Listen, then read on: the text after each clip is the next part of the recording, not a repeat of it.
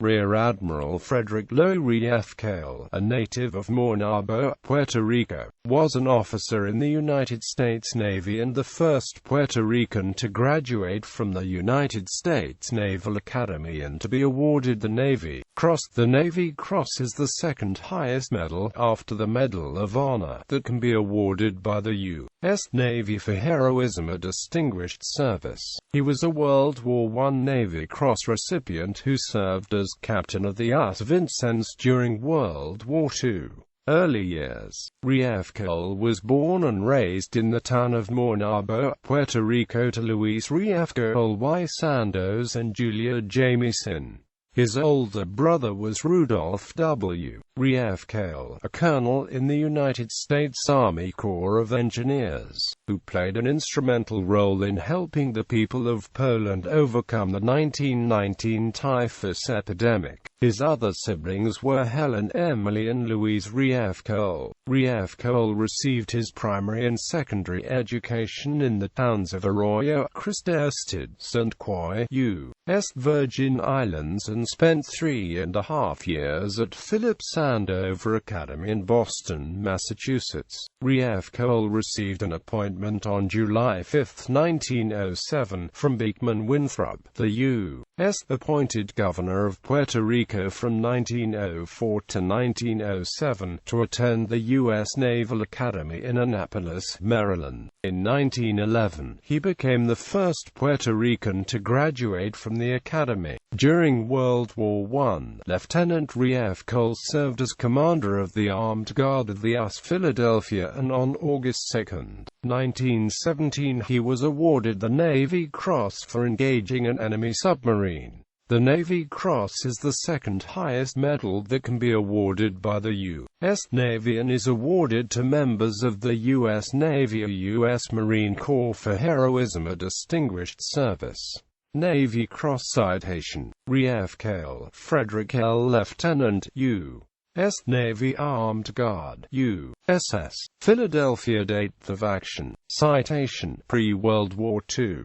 Riefkohl was reassigned to the 15th Naval District, Balboa Canal Zone, as District Communication Officer. From 1920 to 1923, he served in various ships and in different positions, among which were Squadron Radio Officer for Destroyers Squadron 3, Atlantic Fleet, Aid and Force Radio Officer on the staff of Commander Destroyer Force, Atlantic Fleet, and Executive Officer of the USS Preble en route to Asiatic Station. From August 1922 until October 1923, Riefkohl served as Aid and Flag Secretary and Fleet Radio and Communication Officer to Commander-in-Chief, Asiatic Fleet. From July 1926 to August 1928, he assumed command of the destroyer Ascari. He returned to the Navy Yard, Brooklyn, New York, after a naval tour which included the ports of Port-au-Prince, Haiti, Guantanamo Bay, Cuba, San Juan, Puerto Rico, and St. Thomas,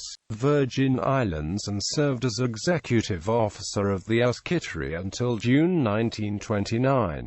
Riefkohl served as Chief of Staff to the Governor of the Virgin Islands until April 30, 1931, when he became Commandant of the island's naval station. He continued to serve in various ships until he was placed in charge of the Navy Motion Picture Exchange, Navy Yard, New York, during his senior year at the Naval War College. From January 1935 to December 1936, he served as an advisor to the Argentine Navy Department at Buenos Aires, Argentina. From July 19, 1939 until April 4, 1941, Riefkohl served as War Plans Officer on the staff of the Commandant 15th Naval District, Balboa Canal Zone. World War II. Riefkohl assumed command of the USS Vincennes on April 23, 1941. USS Vincennes was in the Atlantic when the U.S. entered World War II and escorted the aircraft carrier USS Hornet to the Pacific. Vincennes was part of the cruiser escort for Hornet and USS Enterprise for the Doolittle raids on Tokyo and for the Battle of Midway. For the Guadalcanal operation, Riefkohl's ship was assigned to the Fire Support Group Love under the command of Rear Admiral Richmond K. Turner's Task Force Air for the landing, which began on August 7, 1942. The USS Vincennes belonged to Task Group 62.2, which screened the landings to the west of the assembled transports unloading on Guadalcanal and Tulungi. Rear Admiral Victor A. Crutchley commanded 6 Allied cruisers, plus a small number of destroyers and minesweepers, and split the force into a northern force and a southern force. On August 9, 1942, Rear Admiral Crutchley left with his flagship to meet with Rear Admiral Richmond K. Turner, in command of the amphibious force, without notifying Riefkohl. Japanese Admiral Gunichi Mikawa of the Japanese Navy decided to make a surprise attack on the American ships, leading to Battle of Savo Island. He first destroyed an Australian cruiser, then damaged the USS Chicago before going after the USS Vincennes. Riefkohl was summoned up to the bridge and believed that a minor skirmish was taking place with some ship. When the Japanese ships turned on the searchlights, Riefkohl mistook them for the American ships from the Southern Force and asked them over the radio to turn off the lights because enemy vessels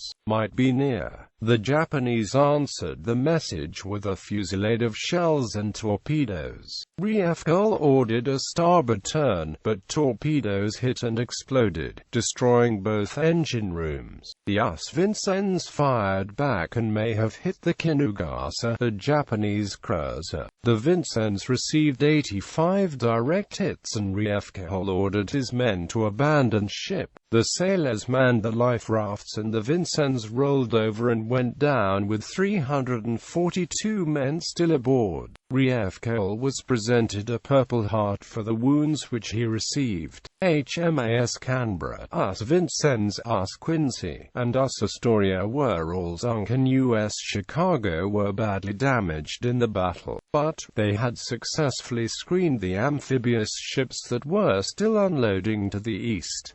Rear Admiral Riefkohl wrote in an epitaph, "The magnificent Vincennes, which we were all so proud of, and which I had the honor to command since April 23, 1941, rolled over and then sank at about 0250 August 9, 1942, about 2.5 miles east of Savo Island, Solomon's Group, in some 500 fathoms of water." Later years, Riefkohl never commanded a United States naval vessel again. In October 1942, he reported to the office of the U.S. Attaché, American Embassy, Mexico City, Mexico, and joined the staff of the Commander, Mexican Forces, Region Gulf of Mexico, at Veracruz, as liaison officer for U.S. Commander, Gulf Sea Frontier. Throughout the remaining war years, Riefkohl served in different positions, among them District Intelligence Officer, 8th Naval District, with headquarters at New Orleans, Louisiana. Rear Admiral Frederick Lois Riefkohl retired from the Navy in 1947.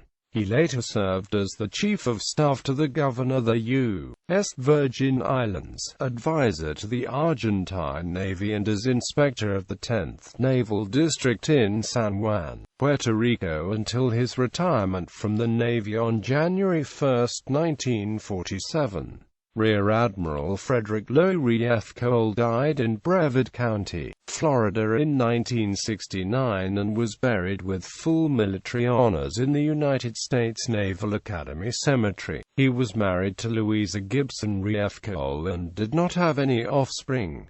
Awards and recognitions. Among Rear Admiral Frederick Lois Riefkohl's decorations and medals were the following: Navy Cross, Navy Distinguished Service Medal, Purple Heart, Mexican Campaign Medal, World War I Victory Medal with Armed Guard Clasp, American Defense Service Medal with Bronze A device, American Campaign Medal, European African Middle Eastern Campaign Medal, Asiatic Pacific Campaign Medal, World War II Victory Medal, Foreign Award Mexican Medal of Naval Merit.